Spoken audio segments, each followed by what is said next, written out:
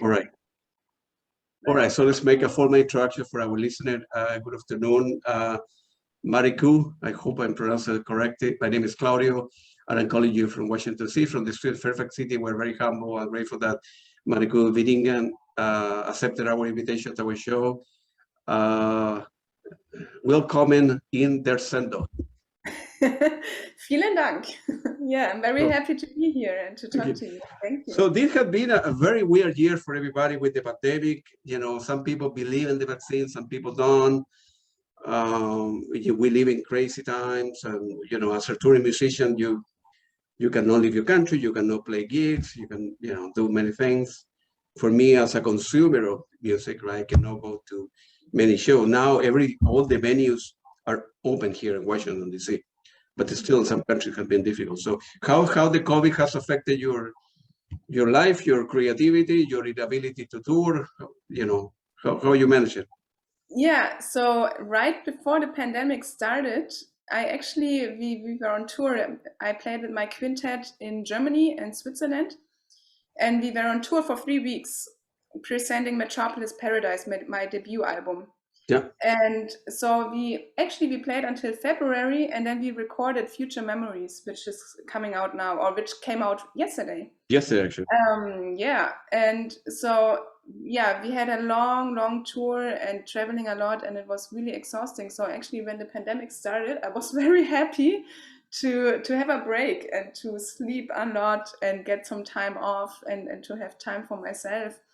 And also because I was playing a lot the months before, it was really nice to have time to practice, because you know, as a touring musician, you don't have time to practice a lot. And so I enjoyed the first couple of weeks. I really enjoyed because I had time to practice, I had time to compose, I had time to spend with my boyfriend, I had, you know, so I had a lot of time for myself. And then after a while, it got very frustrating, of course, because there was no end. Like, it was just the same every day, or yeah, nothing every day, basically. And it was really frustrating because you didn't have a goal, you couldn't plan, all the gigs were canceled. And actually, I was supposed to come to New York in April 2020. And so Trump, he closed the borders just 1 week before I was going to fly to New York. So it was really, I was so sad that I couldn't go to New York, and I had to cancel all my plans, all the gigs. So that was also really, really frustrating and very sad. Yeah, and then here in Germany, it was just complete lockdown until the summer. So there was a curfew. Everything was closed, and I tried to take the time to really resettle and work on my music and stuff like that. And then actually in Germany, in the summer, it started to be open again. Things started to be open again, and there were a couple of gigs happening outside, open air. So life came back, and it was pretty normal. And then the next lockdown happened in the fall. So it was just on and off and on and off until now, actually, until the summer. So since the summer, everything opened here again. All the clubs are open. Basically, there are no limitations in the audience. So you can everything is back to normal pretty much. But now, of course, the numbers are going up. So nobody knows. People are talking about a lockdown again. It's very insecure these times. But also, I have to say, in Germany, they did a lot of fundings, and there were a lot of grants for musicians. So even though we weren't able to work, there was still money coming from the government. So as a freelance musician, I didn't have this fear of not having money, which was really, really good. Yeah, it's good. In some countries you don't have that, you know. No, exactly. Some countries you don't have that. So I was really lucky to be in Germany, and I mean, I'm vaccinated. I have the vaccine now, and I was traveling a lot also in the summer. I was going to France and Spain to play. And now it's a little bit like people are really scared now that the lockdown is coming back. And I'm supposed to come to New York in December. So I hope everything works out, but yeah, everything is really insecure right now. Yeah, that's the thing with my trip. I may not be able to make it. We all know. Yeah, there were like I think like 50,000 new cases last week in Germany. I was reading the news. Yeah, right now it's going so crazy. Nobody knows what's. Yeah. Okay, you got throat. Yeah. Is it, but when you go to a new concert in Germany, you need to, at least here in the United States, you need to prove, you show vaccination, that you take it, or you have proved tested negative within 24 hours. Otherwise, you cannot enter a show. So. Yeah, actually, by now, most of the venues, they only accept you when you have the vaccine. Vaccination card, right? Yeah. Yeah. Otherwise, you're not allowed to get in. They get more and more strict just to kind of they gotta be, Yeah, country need to do it, people. Yeah. Were you born like in a musical family? Well, I mean, how old were you before you went to drums? I suppose that you began playing either guitar lesson or piano lesson. Most kids, Piano. Piano, yeah, and then. Yeah. So it's funny that you mentioned that you're an engineer, but I'm coming out of a half musician, half engineer family. Oh, that's pretty good. Yeah. Yeah. So my dad and my brother by now are engineers, and my mom, she's a music teacher. And so I started with the piano when I was 5. Yeah. And then later on, I started playing flute, like the traverse flute. Yeah. And then I was also singing in a choir quite a lot. And then later on, when I was 15, so quite late actually, I started playing the drums because I had to. So I had a piano teacher, but I was always playing classical piano. No jazz. I didn't like jazz at all, actually, when I was a kid. But I had lessons with a jazz piano teacher. Yeah. And so I had to go to his shows and concerts, and I really hated it because it was jazz and I didn't like jazz. But the only instrument that was really kind of fascinating to me was the drums. So then later on, I had the chance to try playing the drums from a friend.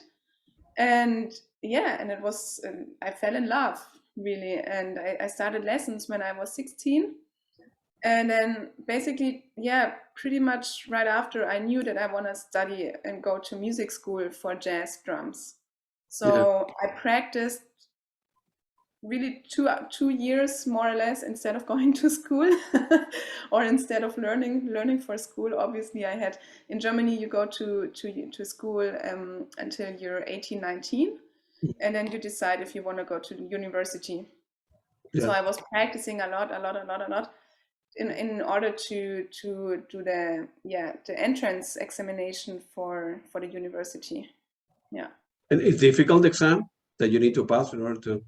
Yeah, you have to play piano, then you have to do ear training and theory exams and history, jazz history, and of course you have to do an audition for drums. Yeah. Here in the United States, there are 2 big schools. One is in Juilliard in New York, and then the other one that I know because I used to live in Boston, it was the Berkeley. Yeah. A lot of famous musicians have come from that school. Oh yeah, that's true. The Berkeley, it's hard to enter the school is exhibition.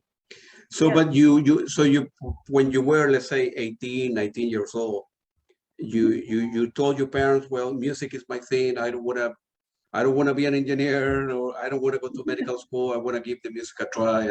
And your parents were supportive on that?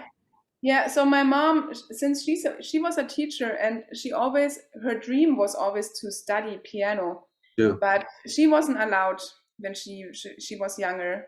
So her parents, they told her to be a teacher. And she did it. But she was always had this dream of studying. So when I said I want to study drums, of course she was very happy.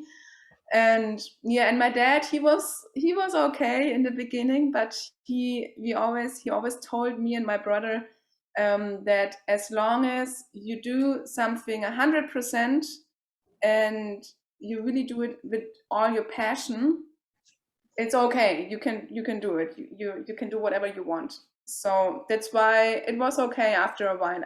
I knew that my dad, was a little insecure, but he said, okay, if you pass the entrance examination, and you're really behind it and you have the passion, then I'm gonna support you.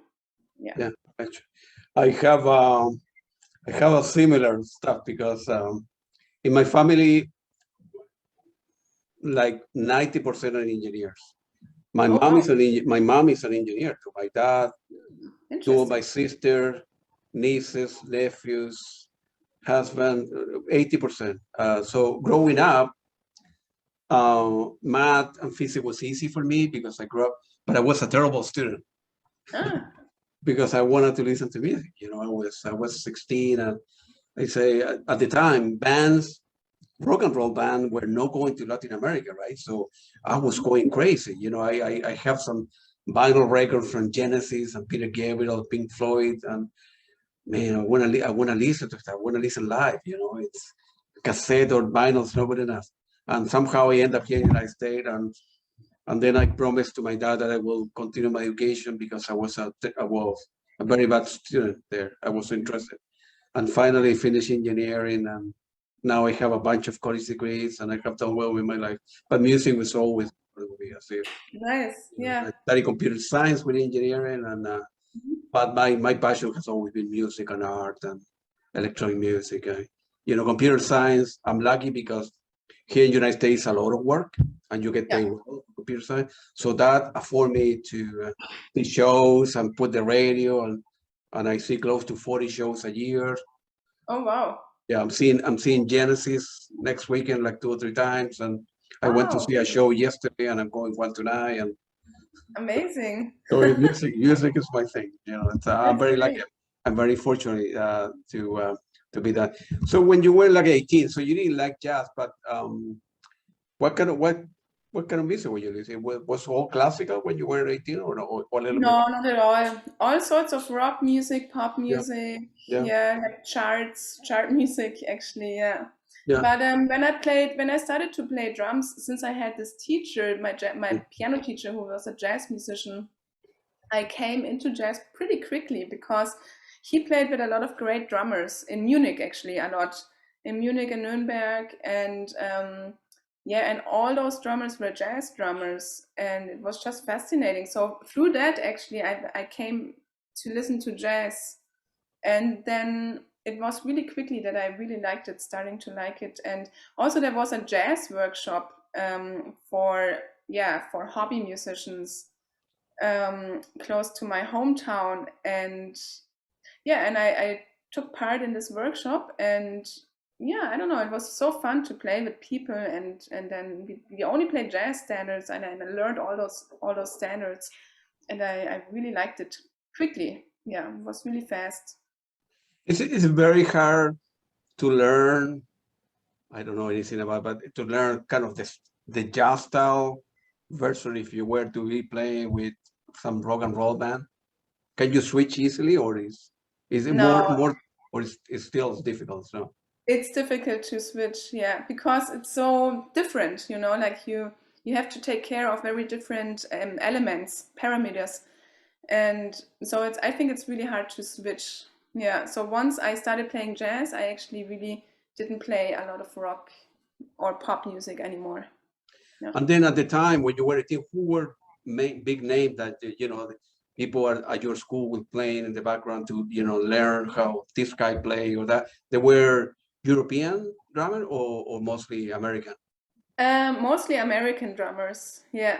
And I remember that I went to a show of Brett Mehldau Trio Yeah. when I was very young, when I was just starting, maybe when I was 19 actually. And I remember it because it was so crazy. I never saw anything like that.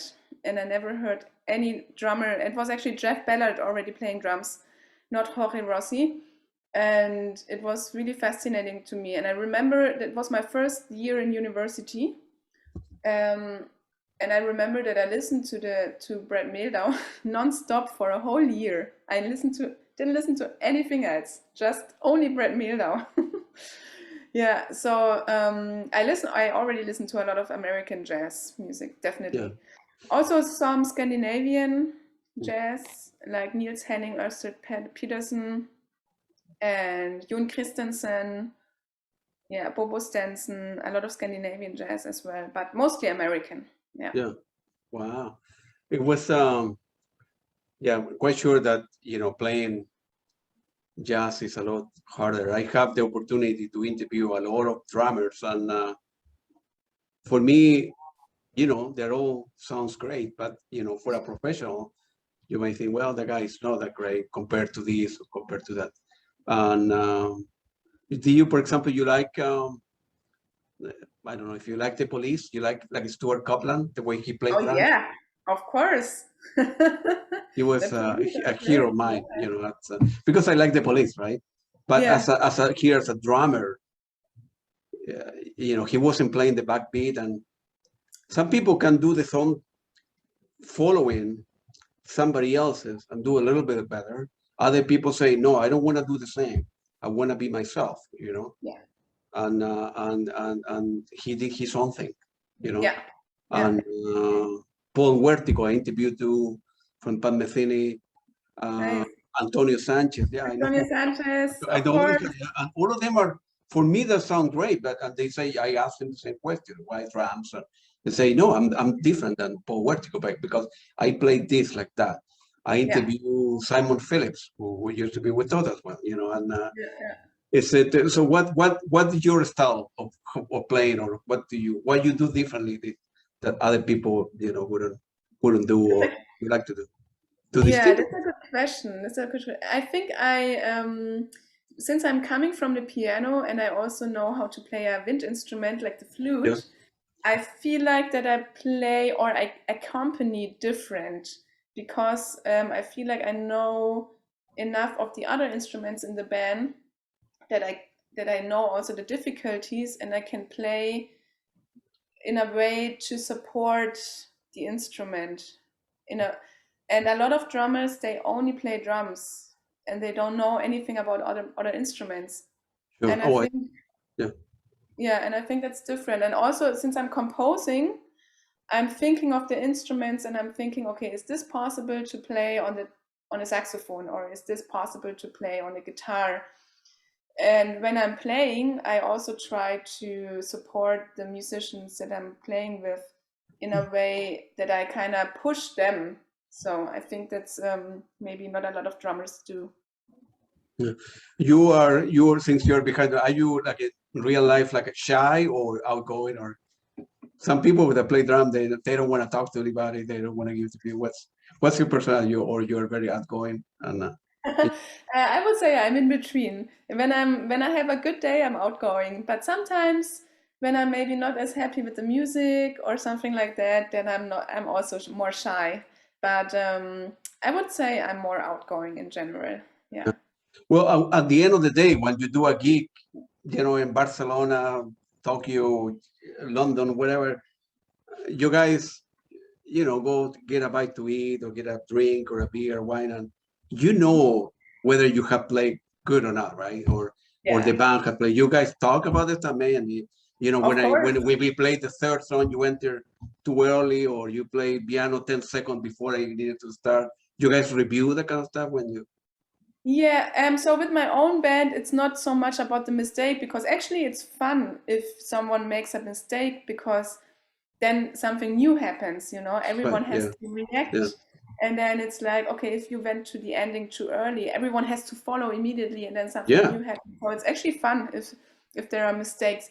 But we more talk about the flow of the general concert, like if there was good energy or if the set, like the order of the songs were good, or maybe if it could be better for the next show, or if someone was not feeling good with the sound on stage, something like that. We talk about. Yeah, it's more the circumstance, like the background stuff that we could improve so everyone feels comfortable. But yeah, we don't talk about musical decisions so much because also in my band, I feel like I have all my favorite musicians in the band. Good for So I mean, whatever they do, I'm happy. Even if they do mistakes, I don't care because they still sound great. So Yeah. yeah. And then you say that, let's say you were playing in Berlin tonight, and then you need to fly to Cologne or whatever, or tomorrow. You sometimes can change the order. The piece that was number 4, let's move it to now place number 6 or 4, or let's start with open. So it will. So if someone can see you playing 3 nights in a row, the order can be different. Yeah, and I also try to mix it up. So because I think when you're on tour and you play every night, it's very difficult to be fresh every night. Yeah. So I try to mix it up a little bit and have surprises, and maybe have an old song that we play all of a sudden or something like that. Yeah. Do you get nervous playing every night when you're ready, like 5 minutes before to go? You're dressing up, you get a coffee, water, whatever, and then 5 minutes to the gig, you still, huh? Yeah, it depends. If it's a venue that you usually don't play, or if it's like a really, like before the pandemic happened, we played another tour in Germany in 2019, and we played a big venue that I dreamt about for a long time. It was always my dream to play there and to sell it out, and we actually sold it out with 500 people, and it's a super nice venue. It sounds good and everything is perfect, and it was a big dream. So I was very, very nervous then, but usually I don't get nervous. It depends. It's different. If musicians are in the audience, I sometimes get more nervous, or if there's a huge name from a magazine or newspaper, I'm a little bit nervous, but it depends.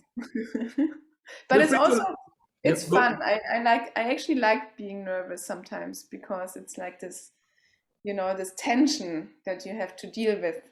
Yeah. Yeah, but I see. I'm a consumer. I'm in front. You are behind, so you have a different perspective, right?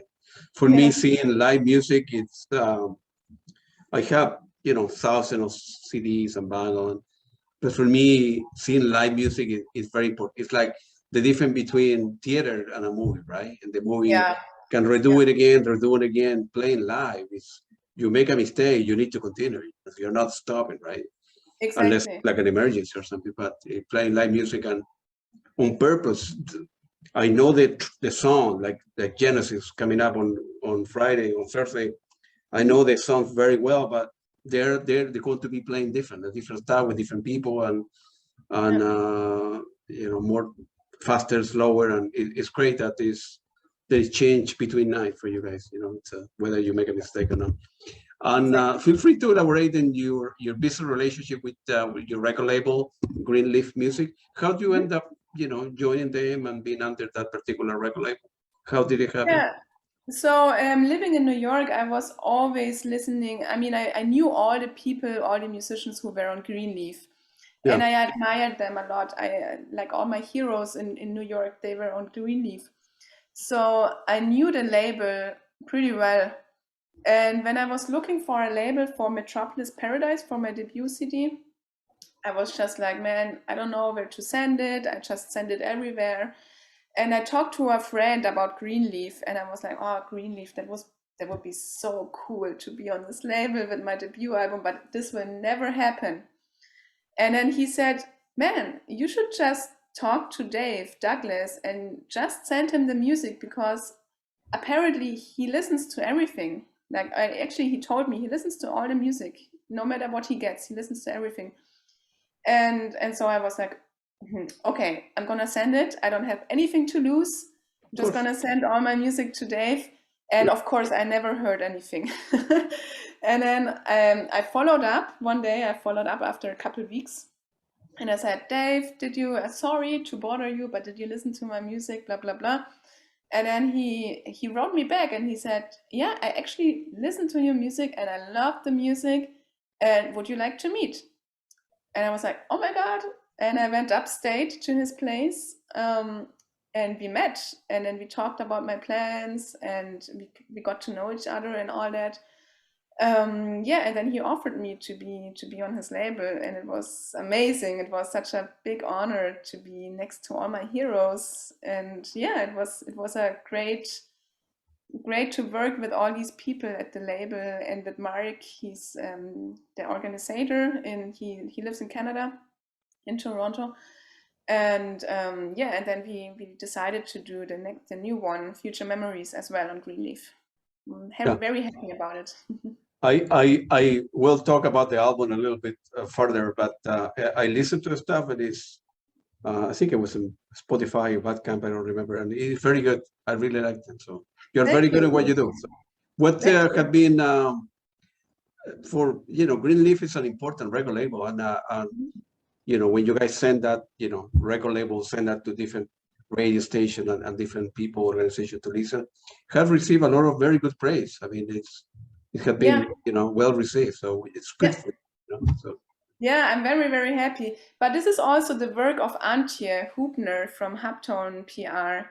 Yeah. And actually, I was actually working for her when I lived in New York, and when I went to school, I met her. I studied at NYU, at New York University. Yeah.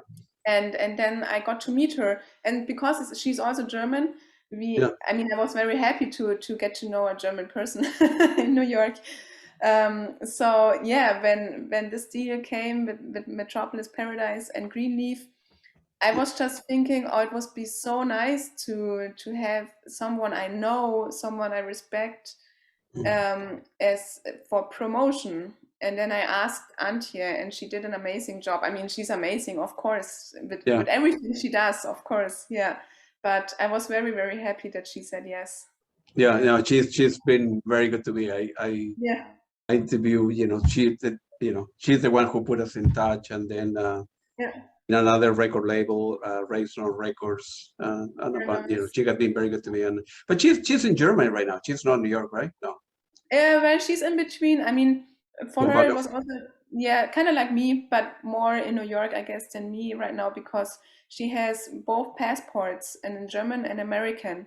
Oh. So for her, it was easier to go to New York, because for her, the travel ban wasn't affecting her traveling with America.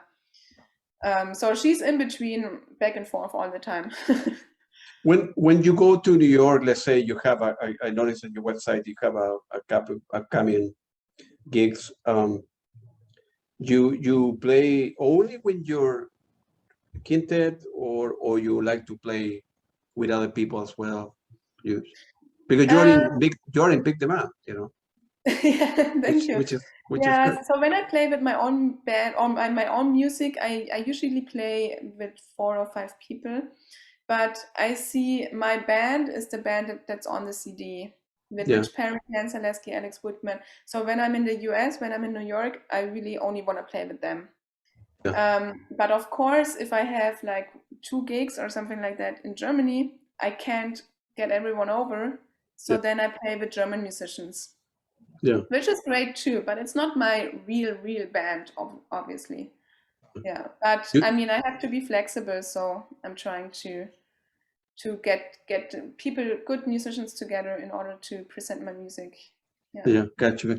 Man, you have played in so many venues, and it's many countries. In terms of drummers, is anyone in particular somebody give you a wish? You can have dinner with any drummer tomorrow. Who that person would be? I would love to have dinner with Jack DeJohnette. Yeah, he's very, Yeah, it would be interesting. I think he's a fascinating person, and he plays piano very well as well. Really? Oh, I didn't know that. Yeah. Yeah. Have you met him, or have you met? No, I never met him. No. But it would be a big dream to meet him and to talk to him. Yeah, he played a lot with Pam Metheny and different other musicians, and he's very good. He's very good. Yeah. Yeah. Well, I don't know where he lives here in the US, right? Yeah. Yeah, he does. Yeah, I don't know where he lives exactly, but yeah, he's amazing. And I will write myself a note here and try to get a hold of him to see if I can do this. Some people say yes, some people say no, but yeah, of course, yeah. Who would you like to go out for dinner, like musician? Who's your hero? There's so many. So for me, right, I have listened to a lot of bands, and My favorite three bands of all times are only three: Genesis with Peter Gabriel, Led Zeppelin, and Pink Floyd. I have seen them individually, but never as a group because they split up, right? Genesis, Peter Gabriel left the band many times, but I have interviewed three people from Genesis, right? From Pink Floyd, I have not interviewed anybody, and for Led Zeppelin, I have not the chance. I would like to interview them, but it's still very difficult to get a hold of these people. I mean, the radio is growing, and I have now a lot of people listen to radio all the world, but eventually I will take it to the next step. And then I'm going, if things go well, I'm going to be having a program on the BBC in London nice. once a week next summer, hopefully. I'm working out, and then, reaching out to, I don't know, Peter Gabriel or Phil Collins or Eric Clapton, all these people, heroes of mine, it would be easier. So for me, I don't know if I will, probably have dinner with them and meet with them, and then interview them, and that's one of the reasons I'm doing the trip to Germany, right? I'm going to be having dinner. I'm going to be invited to their homes, people that I admired when I was 15 years old. Wow. Like the Jeanette, right? If you get a hold and say, hey, I'm going to be in New York, let's have dinner. Meet me at my house, or I'm going to be in this restaurant. You never thought that would be possible, right? For me, the same. True. I'm going to go to Germany and meeting all this guys, and then I want to do the same in Italy and the same in London, hopefully. I dream big. I have big dreams. That's good. It's good to have big dreams. You need to be like that, because then what's the point, right? Yeah, some people, these times. Yeah, some people say no, some people say yes, but I will try again. I will try 6 months from now. A lot of people in the beginning, many people were not answering my emails. The first one, my interview number one was right from, it used to be with Genesis, Steve Hackett, first one. I remember sending an email, Steve, my radio is going to be great. I'm not going to charge for anything. I'm broadcasting at 320 megahertz, very good quality. I'm going to be interview, good music, and he gave me a break. And then another person gave me a break, and that's where I started, Nice. You need to dream big. I want to interview, obviously, the owner of Greenleaf, and I want to get a hold of the owner of, used to be the owner of ECM in Germany as well. Yeah. So I'm very optimistic, and I go for it, man. I take no for an answer. You need to go for it. If you don't believe in yourself, nothing will happen, right? That's true. Yeah, you need to believe in yourself. Feel free to elaborate if you look back in your musical career, in your musical influences. Are a couple of people in particular that you see that, well, they really marked me as a musician? Or yeah, so I mean, definitely, as I mentioned already, Brad Mehldau. Yeah.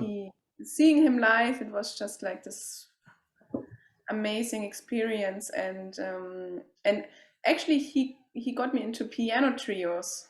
So then once I listened to him, I listened to all those piano trios, like I mean, everything I could. Bill Evans, I started with all Bill Evans trios, and everything I could get a hold of. Yeah, and then also like Keith Jarrett was a big influence, Jack DeJohnette, obviously. Yeah, like those trios moments, and the Cologne concert. Yeah. Then actually drumming wise, Elvin Jones, definitely. And I loved to listen to the Buddy Rich big band when I was young. Yeah. Because it was also, I watched all those videos. It was so fun to watch him play with all those stick tricks and his technique. It was just this entertaining drummer with a big band. It was crazy. Yeah, and then later on, I listened to a lot of Pat Metheny, actually.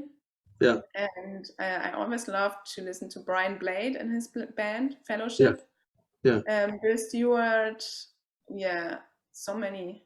Yeah, and Bobo Stenson, a lot of Jon Christensen, a lot of Scandinavian people as well. Yeah. Yeah. Yeah, I had to know, as I say, Paul Vertigo interview and Antonio Sanchez, and that Antonio is great, yeah. they used to be or are right now with Palmecini, and they're very good, very good. Yeah, yeah. Very good. By the way, you remember the movie that came out about 4 years ago? It was called what, Whiplash or something like that? Yeah. Is the drummer okay, or compared to you, or not that good? It's good for the movie, but for me Yeah, I it's don't know. great. It's But different to say. It's because he's a student, and like the movie it's fun. It's a funny yeah, movie. It's yeah, not really realistic. So yeah, I don't know. It's hard to say. it's a good movie. Crazy teacher. Funny movie. Yeah. Yeah, it was very good. The guy was to be a not be a. Of course, he's an actor, but he played very good to be. He's not a Yeah, professional musician, and totally. he learned drums on his own. It's things. I want to ask you a couple questions about some. I listened to your stuff on I think it was Spotify, so or Bandcamp. I don't know. So feel free to elaborate on some YouTube video about if you can remember Northern Sail. Northern Sail. Yeah, feel Yes. free to elaborate that's a beautiful piece. How they came Thank you. together. So this was inspired by Norway. I grew up in Norway actually as a kid. So I Really? spent my elementary school, I spent there. And since then, so since I was 7, 8 years old, we already, as a family, we spent the summer in Norway, every summer, for many, many, many years. And I still speak the language. And I just love Norway, and I love Norwegian and everything about it.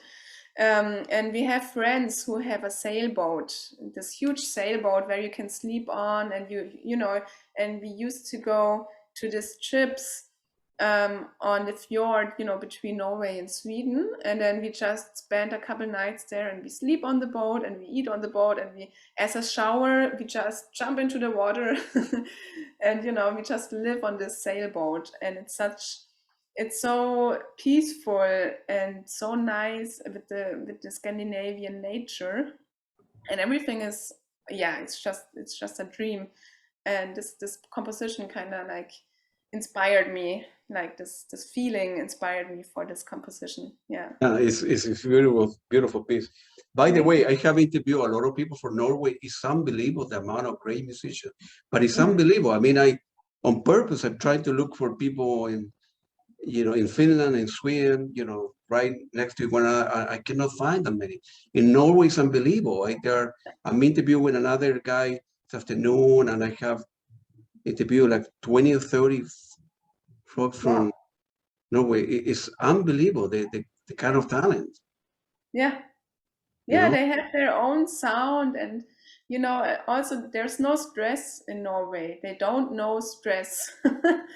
They are all very relaxed. Everything is going very slow, and they are just very peaceful, and yeah, they love their country, and yeah, it's funny. Oh, it's very good musician. Another track I really like is obviously, the Metropolis Paradise. The main title. Feel free to elaborate how the whole album also came together for you. How long does it take from an idea you had 2 years ago until have the CD in your hands? How long is the Oh, process? it's totally different. Like when I compose music, sometimes I have an idea, and then I develop the idea, and then the piece is done. So it's very fast. Yeah. Sometimes I have like a fragment, like a short piece, and I try everything to make a whole piece out of it, and it doesn't work. And I throw it away, and I take it again, and it's like, so it takes half a year maybe to finish a piece. So it's very different. Like sometimes I do an exercise and like a composing exercise, and then out of this exercise I write a tune. And sometimes I try to, yeah, I have like a little melody in my head, and then yeah, so it's very, very different. And with Metropolis Paradise, it was actually inspired by a composition from Guillermo Klein. Do you know him? He's an No. Argentinian, amazing Argentinian composer. What's his And then name? Guillermo Klein. Guillermo Guillermo Klein. Klein. Yeah, I will check it out. Yeah, let me write Yeah, myself a please note. check it out. He's an amazing composer and piano player. Yeah, let me write myself. And his band is called Los Guachos. Yep. Yeah, so you should check it out. He has Very, amazing. very good pronunciation in Spanish. Ah, thank you. I learned from him. Yeah. So yeah, Metropolis Paradise is actually inspired by one of his tunes. Maybe when you listen to his music, maybe you can realize that my song is inspired by Giacomo. Yeah. But also I tried to compose a song that's very intuitive and very nice to listen to, like a nice melody. But the theory behind it is quite complicated. And so it's actually written in 11/4. So Yeah. you can, it's not 4/4, you know. Yeah. But you don't hear it, and that was my goal, to kind of, even though jazz is often complicated music, right? I mean, people say it's a little complicated. My goal was always to not make it sound complicated, so that people who are not familiar with jazz also like it. Yeah. It's very, very good. Are you looking back in your career, and are your parents very happy what you have accomplished in your life? Especially yesterday. Yeah, the album was released yesterday, right? The 12th. Yeah. Yeah. 2 days exactly. ago. Yeah. Yeah, Friday.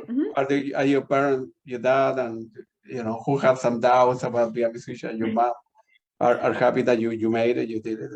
Yeah, they're very happy, and they are always supporting, and they come to every concert if they can. So yeah, it's good to have parents who support you, because otherwise it's very difficult. How many gigs are you do like 7 shows, right? Hopefully between now and, right? I think so, yeah. You're doing like 2 or 3 in Germany. I think you're going to, if I remember, you're going to Spain, Barcelona, and then I'm going, yeah, to Madrid. I'm going in 2 weeks, I think, or next. Yeah. So I'm doing a couple shows, not as much as we did for Metropolis Paradise, unfortunately, because of COVID. It was very, very difficult to book, and a lot of concerts got canceled again. So, but hopefully next year we will be back with a long tour, and I hope that I can bring the Americans over to Germany again. Yeah, that would be good. Well, you need to play here in Washington D.C. There are too many venues. I mean, where I live, I'm living the border with Virginia. I mean, I live in Virginia, but Washington D.C. is about 15 minutes. Maryland's about half an hour. There are many bands. Every band come this way. All of them.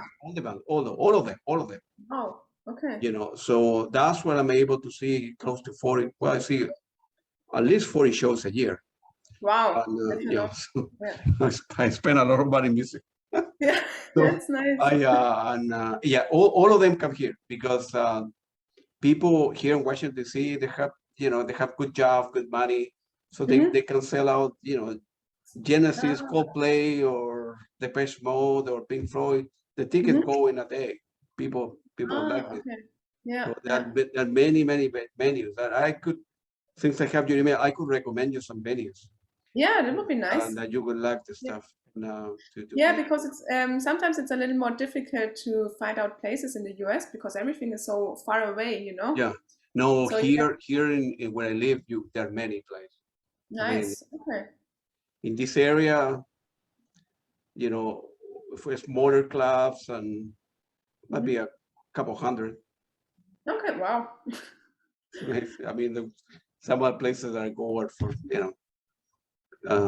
they can sit 100 people, 200, 500, 700, and people like jazz here, of course, Oh, okay. Yeah. And being close to New York, being close to DC is very, very, very, very good. What about the other track that I like is called Future Memories, if you can recall that. That's also very nice. Different from the other one, but I like that. Yeah, I wrote it for Rich Perry, for my saxophone player. Yeah. Because he has such a special sound, like the way he plays the saxophone is so unique. Yeah. And when I wrote this song, I just had his sound in my ear, and I really wanted to feature him. That's why he has the only solo. Nobody else is soloing on the tune. Wow. Because I just wanted to have Rich. So the song is all about Rich. Yeah. How many you doing? One? How many gigs are you doing in New York? Only two, right? Only one? Yeah, exactly. Only two. Yeah. Yeah. Well, if the trip Germany is canceled or whatever, I hope not, because I really I want to go and meet this guy. You know, it's Yeah. then I might go But to New York and see your show. yeah, that would be nice. But also when you're if you're in Germany again and you come Yeah. more south towards Cologne, In you should Cologne, hit me yeah, I'm up. going to be actually, man, I need to keep on working because I have expensive taste. I'm going to be in Cologne um, April 4th.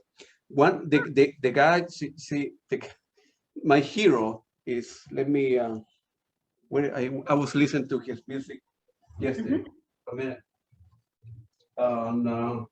Yeah, so these are heroes of mine.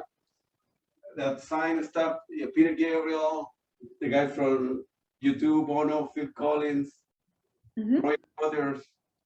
Can you see the picture? Oh yeah. Yeah. CC Top,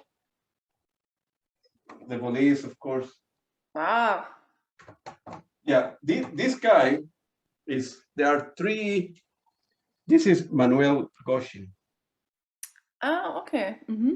and the album is E2, E4. I can send you, I will send you some links for music for you to listen if you want. Yeah, that's great. Yeah, if you send Yeah, me some this links. guy, there are three people that are very famous in Berlin, what's called Berlin School of Music, that he's one of them. And I have interviews and kind of have.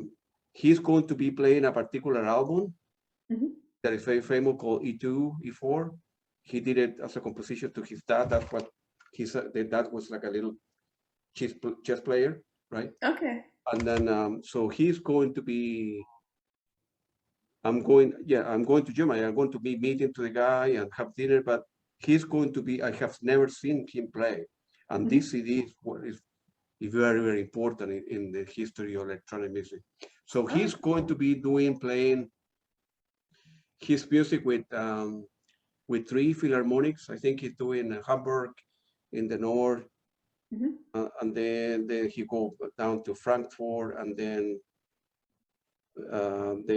Berlin there, and then Cologne, and then Munich.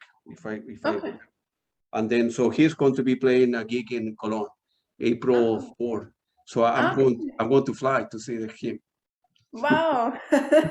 So definitely We we should, can meet. We can have dinner. yeah, we should meet then. Yeah, that Yeah, would be yeah. Oh, nice. that guy is this album is very different from the stuff that you play. But I like, as I say, I have a wide range of stuff. That's I, great. Yeah. in the morning I can listen to Coldplay, then listen to your stuff, then listen to Pat Metheny, and then tonight listen to a gig from, I don't know, Antonio Sanchez or something. I like different stuff.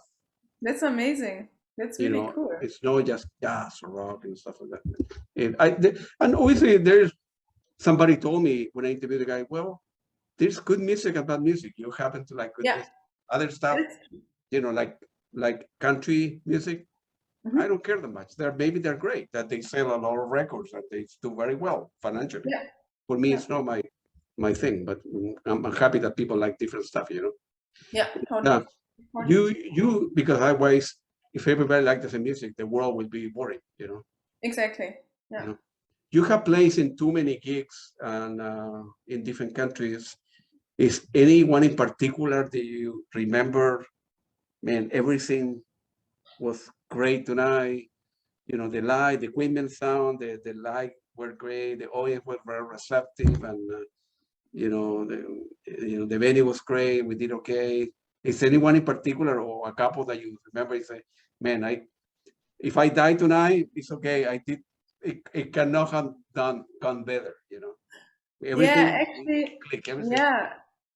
We played a release gig in October 2019 with my quintet in New York at the Jazz Gallery. Yeah. I don't know if you know this place. It's in Midtown, and it's kind of like in the first floor. It's like this super nice venue, jazz venue, and it was amazing to play there. It was also a dream of mine to be playing there, and yeah. And then after that gig, I was happy. I was like, okay, I'm done. Yeah, that was a nice experience. And then I had another really nice one with John Zorn. playing COBRA Yeah. 2 years ago. Yeah, and then country-wise, the most special one, or different actually to Europe and to New York or America, was Brazil. Yeah. I played in Sao Paulo, and that was so different because the audience was different. Everyone was dancing and like so happy, and you know, they feel the music so differently. So that was special. Yeah, I would love to go there again. Brazil. Have you been in Argentina and Chile? No. No, unfortunately not. No. One day I'll be there. You need to fly. The two concerts that you mentioned were released. They're recorded, like on CD or vinyl. Or? No, unfortunately not. No. Why not? I don't know. Good question. But you have the recording? No, so the one that I did with John Zorn, the COBRA, that never gets recorded. He doesn't like it. He doesn't do the live recording. And the one at the Jazz Gallery, we also didn't record. Why not? I can't remember. We need to find it. Yeah. Yeah, I mean, now with the pandemic, it's so normal that you record everything, right? And that everything is streamed. But before the pandemic, I feel like it wasn't that normal. It changed. So, well, that's important for you. If you look back and that was the best gig you ever played, that would be great to have, to have, yeah. But also maybe sometimes it's nice to have it in your memory as well. That's right. Yeah, some people that's Pat Metheny is very strict. He wasn't like this before, right? Everybody could be in the camera and picture and stuff, autograph, and now he changed about 6 years ago. And I have seen Pat Metheny so many times, and no cameras allowed, no picture allowed, no phone. You cannot bring your phone. They will kick you out of the venue. He say at the beginning, NASA is going to be recording. People walking around to see if you have a camera, turn it off, bring it to the car. They give you like 10 minutes because the show will start. No recording whatsoever. So, and you need to respect that as a musician. Yeah. He doesn't like to record it. And people, get paid. You get paid touring, right? So it will be very unfair for somebody record the whole thing and upload it on YouTube. Now people would not go and see you buy the CDs. You make touring, so it's. But but on the other hand, some venues they don't care. Some musicians they don't care. It's free publicity for them. Of course, yeah. Picture and you put in Facebook and somebody retweet it or tweet or Instagram. It's free publicity. But other musicians, they don't care. I suppose that you will play differently, or you will not play as free if you know that it's been recorded. That is fair statement to say that? Yeah, I think so. Yeah. Sometimes it's not good that it's gonna get recorded. Yeah. Sometimes it's better if it doesn't get recorded, or maybe if someone records it but they don't tell you.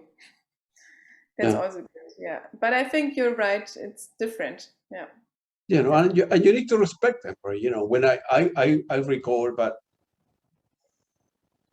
I don't know. I do like 20 seconds of each song. And then I put my phone down and so on my camera. I have an expensive camera because I want to keep the memories. I want to see that I was there. I've never uploaded to YouTube or any stuff. No.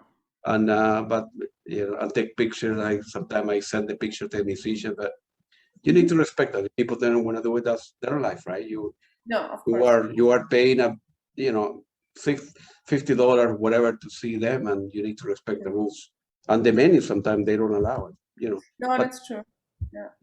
Do you miss playing live music? I mean, to be honest, these couple of weeks or months, I was so busy playing live music. So, but with the pandemic, I did. Yeah, I did miss it. But now I feel like everything is back to normal. So I can't complain. I'm really busy right now, and it's great to be able to be busy again and to be able to play music. So I hope, fingers crossed, it's gonna stay like this, but we'll see. Yeah, and it is tough because you play in a gigs, it's difficult, I suppose, to fall asleep. And then in the morning, you need to catch a bus or train or a plane. And the night before, sometimes Peter Gabriel used to say that he doesn't remember the city he has played because he wake up in a hotel, then he's in another city, in another country. Somebody pick him up at the airport, and you know, it's like living in like a dream world because you know you cannot enjoy the city. You play in one city one night, then you go to the next city, the next city, the next city. Have you been in Paris? Yeah. Do you know Paris? No, I never. Oh. Yeah, but it's also a little sad when I try always to see the city a little bit or to know where I am, because it's so sad if you're, you know, if you say that, oh yeah, have you been in Bern? Yeah. Have you seen anything? No. This is so sad. You guys try to you do like a three nights straight and then like a day off, 3 nights. What's a good routine? Yeah, good question. So depends. Sometimes you're forced to have a break because the booking just doesn't work out, you know. But I think usually it's good to play 3 gigs or 3 nights and then have 1 night off. That's good, I think. Yeah. Yeah, the mood between and rest a little bit. Yeah, because otherwise it gets really exhausting and you just get tired and tired and tired. So you need some time to rest. Yeah. You take like a nap in between, like when you are 2 o'clock or before you do rehearse. If the show, let's say the show is at 8 p.m., right? And you need to be in the gig by 6, whatever, or 5 to rehearse a little bit, a picture. You take naps in between or no? Like a 2 o'clock nap? I'd rather go for a walk and look at the city or look at the, you know, like go outside to the nature. Yeah. What city would you like to play that you have never played? Tokyo. In Tokyo? Have you have no played there? No. I've never played. No. Yeah, it's very different. I never been in Tokyo either, but I heard that, of course, they like jazz, they like rock. It's very different. Quiet audience is very different from Brazil, for example, right? Where rhythm is very important, right? Yeah. And you know, Japanese people are very quiet, respect. They only applaud at the end. You know, very polite and very. But they have many. Oh, they have close to 100 jazz paintings. I mean, jazz is very important in Japan in general, not just in Tokyo. So you need to make it. You need to, you know, you put money here. One day I'll be there. Yeah. One day, yeah. And the music is very good. The vinyl, the quality of the CDs, the vinyl. I always order stuff over the internet from Japan. The quality much better. Really? Okay. Oh yeah. I didn't know that. Oh yeah, the pressing of the album is. See, people in Japan are very meticulous. Everything fit properly. You know, if you open a box, the box or a CD is not an inch board or 1/2 centimeter. Oh no, exactly. It's another mentality. If you go to Tokyo and the way, you know, that somebody will say, can you, you know, wrap up this present?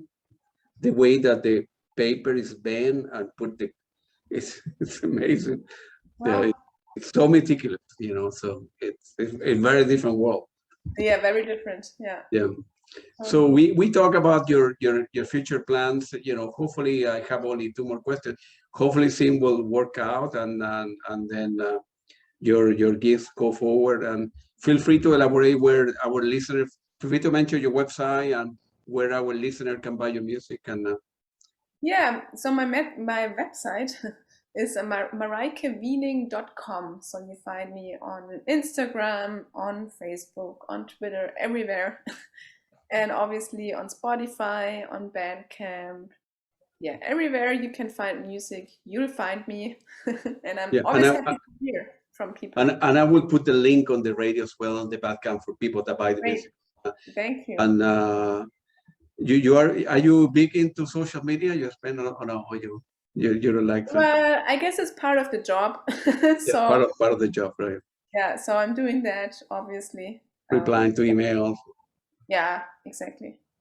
Yeah. It's important. Well, it was very nice talking to you. Thank you, likewise. You know, hopefully we'll meet in in New York or in Cologne Or in in between. Cologne. Yes. Yeah, no, I hope that Germany, they don't, they don't close the border and I'm able to fly because it's important. Yeah, If I no, really- I will drive to New York, which is 3 hours from here, and Okay. and see you in that gig that you play. And if not, I will see you in Cologne. And I will send you an email when you're ready. There are many good venues here in Washington. The people like Jazz Youth that you can play. Yeah, that So would be great. Thank you. you in contact with them people. And it was very nice talking to you. I'm looking forward to listen Likewise. the complete album. And good luck to you. And keep on playing, keep on doing great stuff. And Thank hopefully you. we'll see you in Latin America as well. Chile, Argentina. Yeah, exactly. Yeah, thanks so much for the invitation. It was great. No to problem. talk. Take it easy. Thank you very much. I appreciate it. Have a good afternoon. Thank you. You too. Bye-bye. Bye.